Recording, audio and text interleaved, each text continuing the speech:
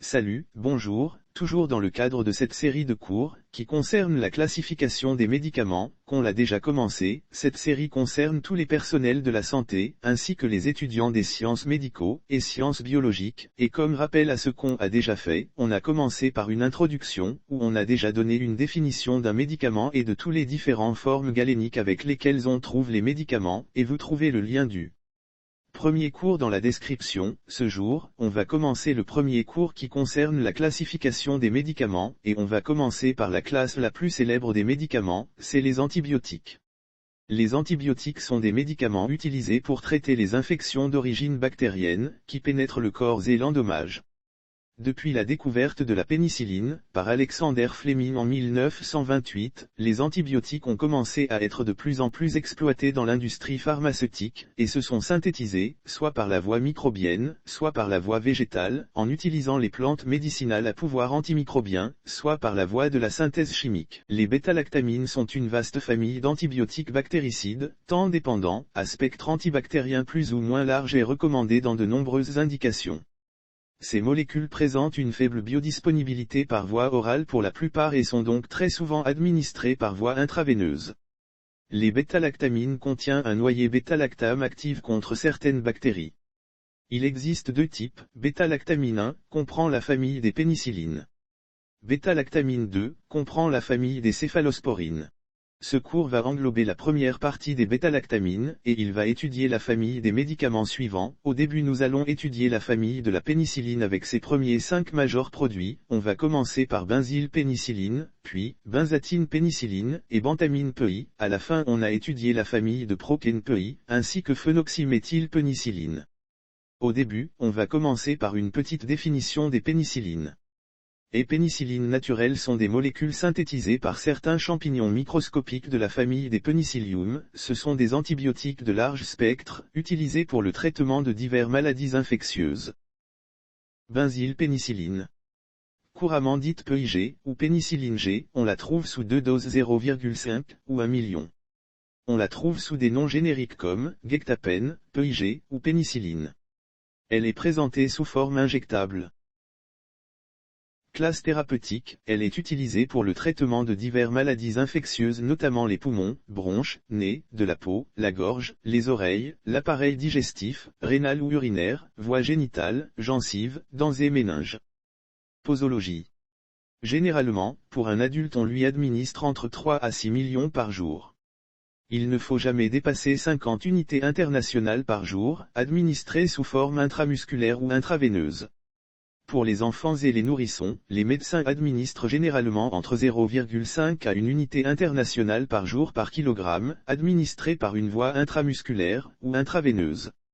Nourrissons, 0,75 unités internationales par kilogramme par jour, administrée sous forme intraveineuse lente, intramusculaire ou par perfusion. Nouveau-né, entre 75 000 à 200 000 unités internationales par kilogramme par jour par voie intraveineuse en perfusion. Maintenant on va étudier la benzatine PEI. Elle est présentée sous 3 doses 0,6, ou 1,2, et 2,4 millions. On la trouve sous des noms génériques comme, extensiline, extensine, rétarciline, rétarpenée. Elle est présentée sous forme injectable. La benzatine benzylpénicilline est une forme de pénicilline également appelée benzatine pénicilline G. Cette pénicilline est indiquée chez les adultes, adolescents, enfants et nouveau-nés dans le traitement et la prophylaxie des infections suivantes dues à des bactéries sensibles à la pénicilline. Classe thérapeutique. Ces types d'antibiotiques sont utilisés plus spécifiquement pour la prophylaxie des rechutes du rhumatisme articulaire aigu, mais aussi pour le traitement de la syphilis et la maladie du pain. Ce médicament est administré pour les enfants et les adultes, par une dose qui varie entre 6 à 12 millions, ou même parfois à 2,4 millions, face à une résistance prévue, pendant une période de 8 à 15 jours, voire même 21 jours, administrée par voie intramusculaire profonde. Le troisième médicament qu'on va étudier ce jour est la bentamine PEI. Elle est souvent, dite biclinocilline, exposée sous une dose de 1 million, sous forme d'un poudre, et solution pour une préparation injectable.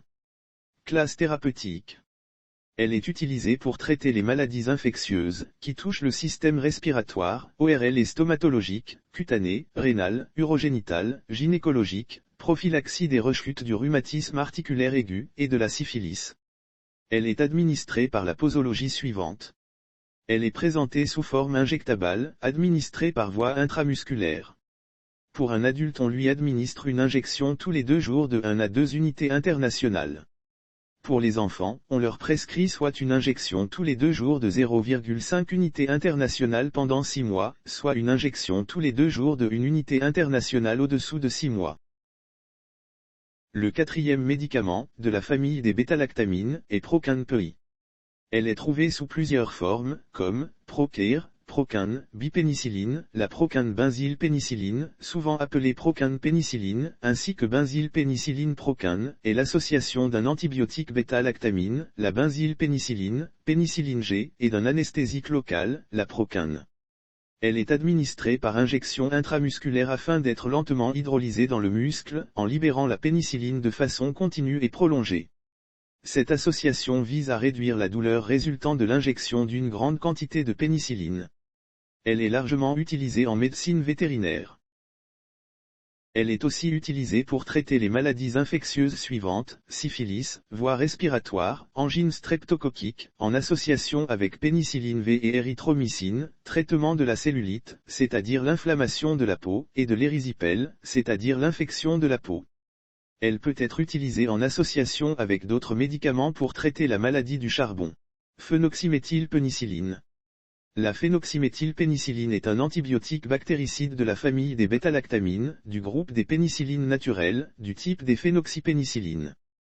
Couramment célèbre par Péniv, ou pénicilline V, elle est présente sous différentes nominations génériques telles que, Ospen, Orapen, Oracyline, Pénicimex, Simex, Penival, Benzipal. Il existe aussi d'autres types dans le marché.